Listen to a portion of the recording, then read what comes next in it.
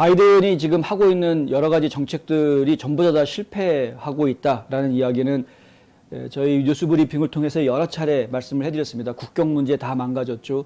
지금 외교 문제도 지금 한심하게 짝이 없는 상황이 돼버렸고, 지금 코로나 바이러스에 대한 대처도 과연 적절하냐라는 의혹들, 문제 제기들이 지금 상당히 많은 상태이고요. 그리고 지금 이제 또 한 가지 빼놓을 수 없는 부분이 양적 완화를 어떻게 이제 수습할 것인가, 출구 전략에 대한 이야기가 서서히 지금 나오고 있는 상황이기 때문에 이 부분에 대해서도 지금 말들이 많다. 굉장히 많은 분들이 다들 알고 계실 겁니다. 연준에서 곧 테이퍼링을 할 것이다. 시중에 지금 연준이 지금 풀어놓고 있는 자금을 점점 조여서 시중에 풀려 있는 자금들이 줄어들게 만들겠다라는 이야기고요. 테이퍼링이 시작이 되면은 결국 연준에서 더 이상은 채권 매도를 안 하는, 매입을 안 하는 그런 상황이 되면서 나중에는 이제 기준금리를 올리는 단계로 넘어가기 위한 전초 작업으로 이 테이퍼링이 이루어지게 되는데, 이것이 이제 과연 적절한 타이밍이냐를 가지고 이야기들이 좀 많이 있습니다. 특히 이제 코로나 바이러스하고 이 테이퍼링의 시점이 서로가 이렇게 맞물려 있어서 이 코로나 바이러스를 잡아야 테이퍼링을 시작할 수 있는 것 아니냐, 아니면은 지금 이미 백신 의무화 조치가 많이 이루어져 가고 있는 상황이기 때문에 상관없다. 이제 다 비즈니스들은 오픈될 거다. 제2의 봉쇄령 같은 거로 연결되지는 않을 거다라고 우리가 희망적으로 생각하고 테이퍼링을 강행하는 것이 맞는 시점이다라고 이해할 수 있느냐. 이 부분들에 대해서는 전문가들 사이에서도 약간의 차이는 보이는 상황입니다. 대체적으로는 전체적인 분위기는 경기 지표들이 좋은 모습을 보이고 있고 고용시장이 점차 안정되어 가는 모습을 보이고 있기 때문에 결론적으로는 테이퍼링을 시작하는 것이 맞다라고 보는 분들이 더 많은 편인 것 같습니다. 근데 그럼에도 불구하고 이제 몇 가지 이야기들이 나오는데요. 월스트리트 저널 같은 경우에는 중국의 공장 활동이 1년 반 만에 가장 느린 속도로 확대되고 미국의 실업률이 팬데믹이 시작된 이래 가장 낮은 수준을 기록할 것으로 예상되는 시점이어서 연준의 테이퍼링이 가까웠다.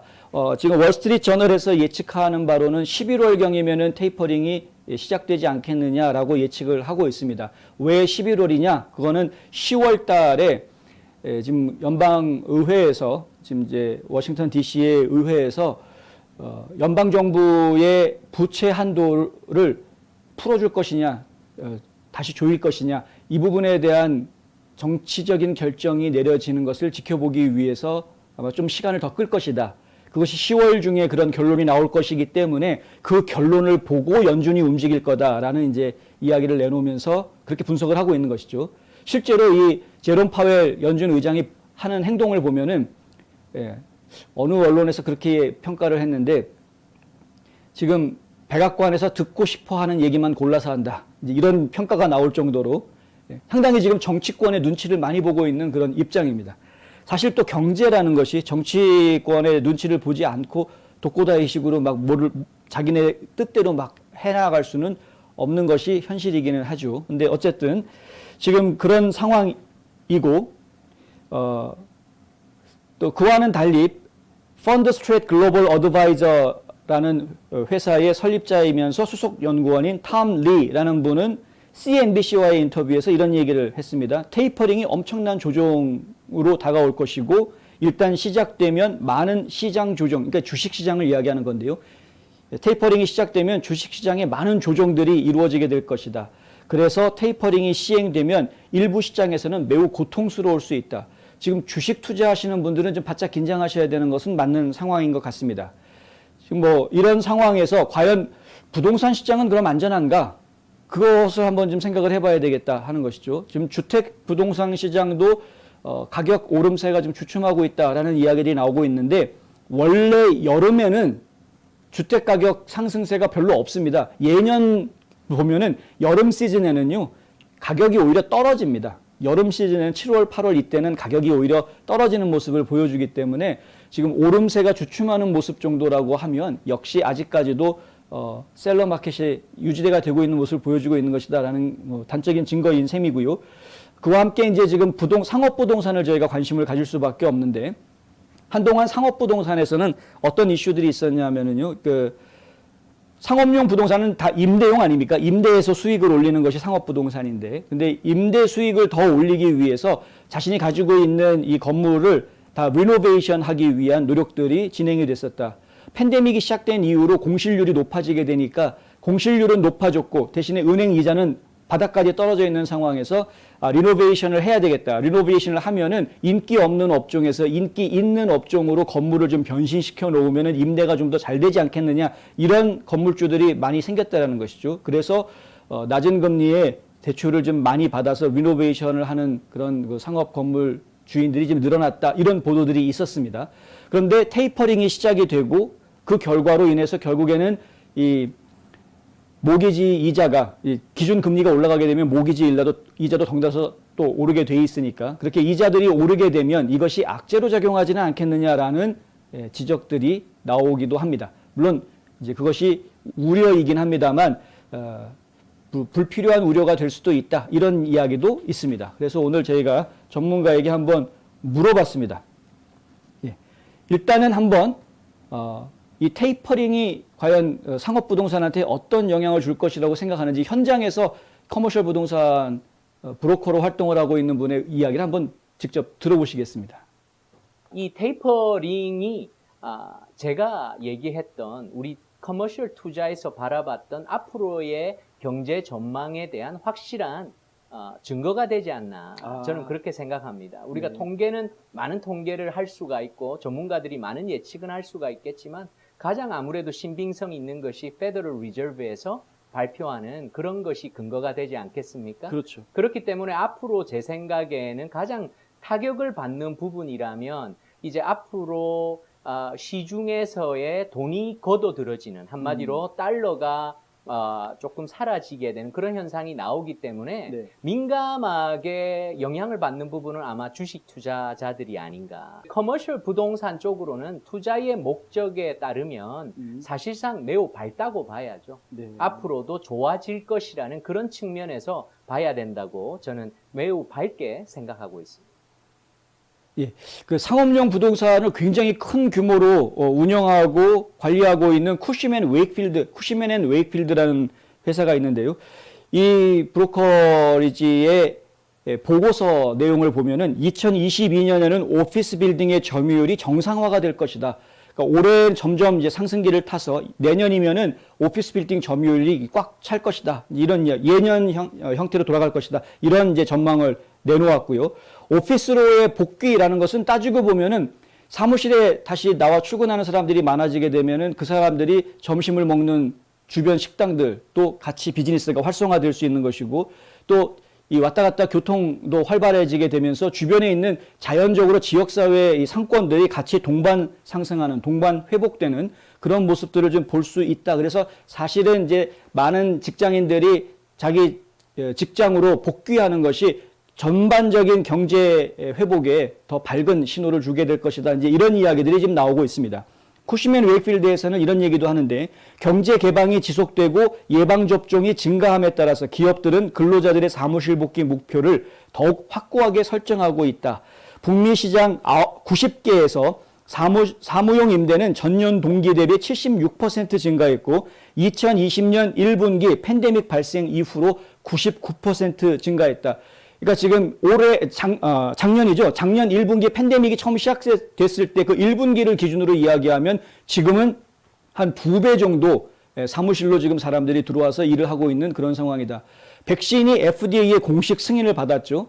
공식 승인을 받으니까 결국에는 백신 의무화를 민간 기업들도 백신 의무화해라라는 압박이 이제 더 세지게 되고 민간 기업들도 그것에 대해서 긍정적으로 지금 다들 검토하고 있는 것입니다. 그 이야기는 뭐냐면 이제 더 이상 집에서 근무할 필요 없고 백신 접종 받고 다시 사무실로 나와서 일해라라는 것을 의미하는 것이기 때문에 결국에는 상업부동산에 좀 도움이 되지 않겠느냐. 뭐 오피스를 국한해서 이야기하자면 분명히 긍정적인 신호가 아니겠느냐. 뭐 이런 이야기가 할 수 있는 것이죠. 그럼에도 불구하고 좀 전에 밝은 전망을 이야기했음에도 불구하고 이 안드라스 윤 대표도 하는 이야기가 뭐냐면 현재 마켓에서는 약간의 수익성의 하향 조정이 필요하다라는 이야기도 합니다.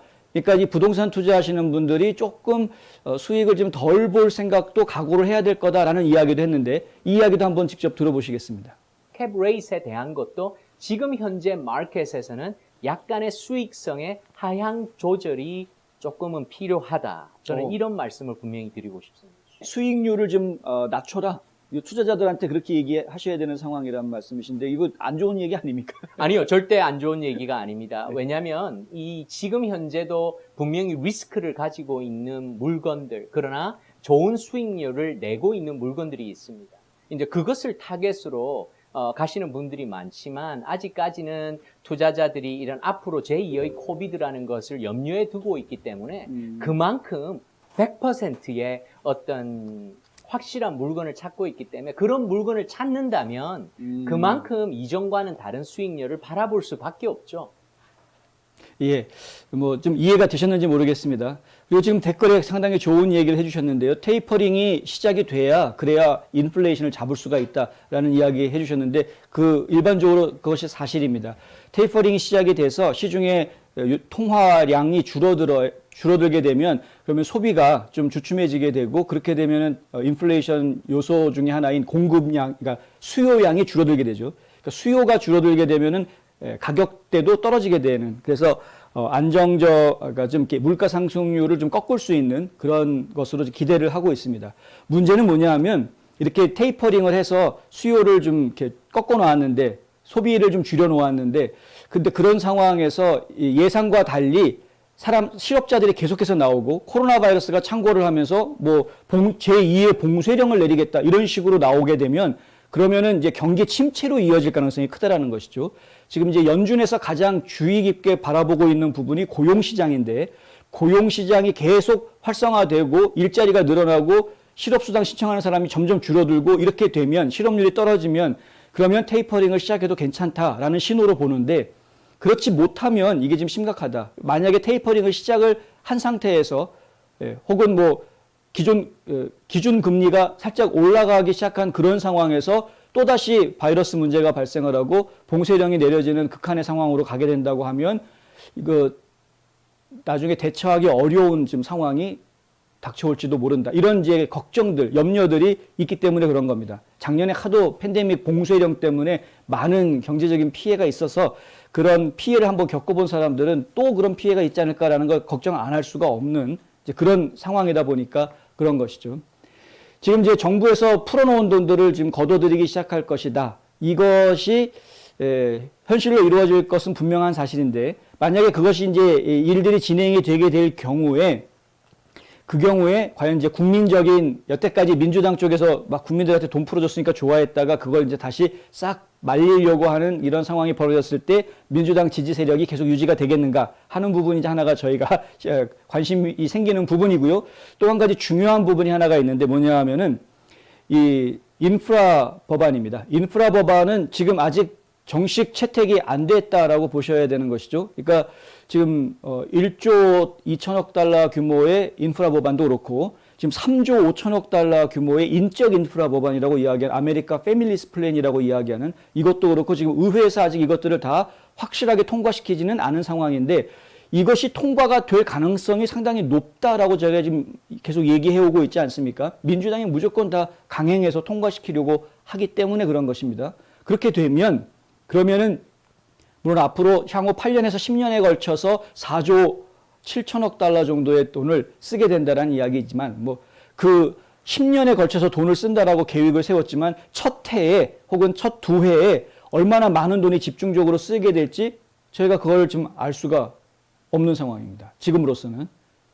지금 대략적인 예산을 얼마만큼 책정을 하자, 어떤 항목에 얼마의 예산을 쓰겠다 이런 부분들까지는 저희가 알고는 있지만 그것을 첫 해에는 얼마 쓰고 두 번째 해에는 얼마 쓰겠다라는 그 정도의 그 편성까지는 저희가 아직 자료를 확보하지 못한 상태이기 때문에 자세히 알고 있지는 못합니다. 어쨌든 그렇다고 하더라도 4조 7천억 달러라는 돈이면 아무리 10년에 나눠서 n분의 1로 나눈다고 하더라도 4,700억 불은 올해 또 풀리게 되는 이런 상황이 되는 것이죠. 그러니까 테이퍼링을 한다라고 얘기를 했는데 실제로는 연방정부에서는 오히려 돈을 더 지금 풀려고 하는 이런 상황이 되는 것입니다. 아주 앞뒤가 안 맞는 아이러니한 상황이 되는 것이죠. 그러니까 테이퍼링 효과가 과연 나겠느냐 이겁니다. 인프라에다가 투자한다고는 하지만 인적 인프라에 투자하는 것은 실질적으로 보면은 인적 인프라라는 거는 뭐 자녀 부양에 따른 그 뭐 수당, 텍스 리턴 뭐 이런 거, 텍스 크레딧 이런 것들을 주는 것 아닙니까? 그리고 아예 6살 미하의 자녀 같은 경우는 한 달에 300불씩 그냥 현금으로 주겠다 이렇게 또 나오는 것 아닙니까? 자녀 부양을 많이 하는 사람들은 오히려 지금 실업수당 신청할 필요도 없이 그냥 계속 잘 먹고 잘 살 수 있는 상황으로 좀 가버리는 이런 이상한 일이 벌어지고 있는 것인데 이런 것들을 지금 앞으로 10년 동안 확대해 놓겠다. 인프라 법안이 통과가 되면 이제 그렇게 됩니다. 그렇게 되면은 이게 지금 시중에다가 돈을 풀지 않겠다. 푸는 돈들을 갖다 줄이겠다라고 테이퍼링을 한다라고 그랬는데 실제로 연방정부에서는 또 돈을 더 푸는 이런 꼴이 돼버리기 때문에 앞뒤가 안 맞는 지금 정책이 지금 추진이 되는 상황이어서 과연 테이퍼링을 통한 인플레이션을 줄이는 정책이 성공할 수 있을지 이것이 염려가 되고요. 그리고 또 과연 이 양적 완화가 또 시작이 되면서 테이퍼링이 동시에 된다는 것을 우리가 어떻게 이해를 해야 되는 것인지 이게 참 혼돈스러운 그런 상황에 지금 빠지게 생겼다. 예. 지금 개판입니다, 정말. 예. 정책하는 것마다 정말 다 개판입니다. 아프가니스탄 사태는 저희가 진짜 두 눈 뜨고 직접 눈으로 바라볼 수 있는 사건이었기 때문에 이 조 바이든 대통령이 얼마나 무능한 사람인지에 대해서 아주 확실하게 알 수 있었던 그런 사태였지만 경제 문제는 사실 확실하게 눈에 확 들어온다라기보다는 어느 정도 일정 시간이 지나야 피부로 와닿는 문제들이 많기 때문에 이 정책을 펼치는 데 있어서 과연 이게 제대로 된 정책이 되겠느냐 걱정을 안 할 수가 없는, 특히 저희가 걱정을 안 할 수밖에 없는 또 한 가지 이유가 뭐냐면 일단 이 공화당 쪽에서 이 정책안에 대해서 반대하는 사람들이 너무나 많습니다. 이거는 라이노고 아니고 상관없이 트럼프를 지지한다 안 한다 상관없이 공화당 의원들 상당수가 이 정책에 대해서 반대를 많이 하고 있다. 지금 백신 의무화하고 그리고 코로나 바이러스부터 이제 끝났다라고 종식을 선언하려고 하면 그러면 앞뒤가 맞는 정책을 펼쳐야죠. 그랬으면은 그냥 테이퍼링 시작하고 통화량 줄이는 정책을 시작을 하고 그리고 더 이상의 추가 연방정부의 추가 보조금, 지원금 이런 것들은 나올 이유가 없는 겁니다. 더 이상의 추가 지원을 왜 해야 됩니까? 그런데 지금 연방의회에서 민주당원들은 3.3조 5천억 달러 규모의 인적 인프라 법안, 아메리칸 페미니스트 플랜이라는 걸 지금 통과시키려고 혈안이 되어 있는 공화당 전원이 다 반대하고 있는데 민주당 전원이 찬성을 해서 하원 통과시켜 놓고 상원에서 무조건 통과시켜라 지금 이러고 있는 상황 아닙니까? 앞뒤가 안 맞는 정책을 펼치면 그 결과는 빤합니다.